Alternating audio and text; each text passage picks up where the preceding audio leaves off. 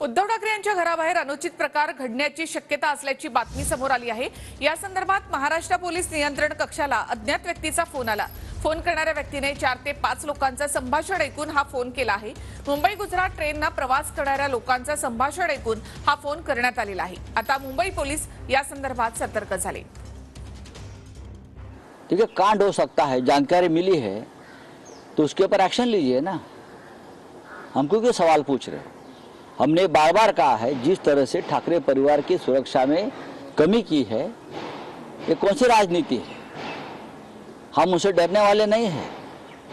शिवसेना और शिवसैनिक ठाकरे परिवार की सुरक्षा के लिए हमेशा तैयार है। फक्त हा फोन कॉल संजय राऊतच्या माणसांनी केलेला नसावा, हे फक्त तपासून पाहिलं पाहिजे। सुरक्षा कुणाची असो, त्याची जबाबदारी सरकारची। या उद्धव ठाकरेला मानेच्या वर बसलेला मच्छर मारता येत नव्हता, जो आता जिहाद्यांचा एकदम लाडका झालेला आहे, त्याच्याकडे वाकड्या नजरेने आता कोण बघणार? कोणाला एवढा वेळ आहे?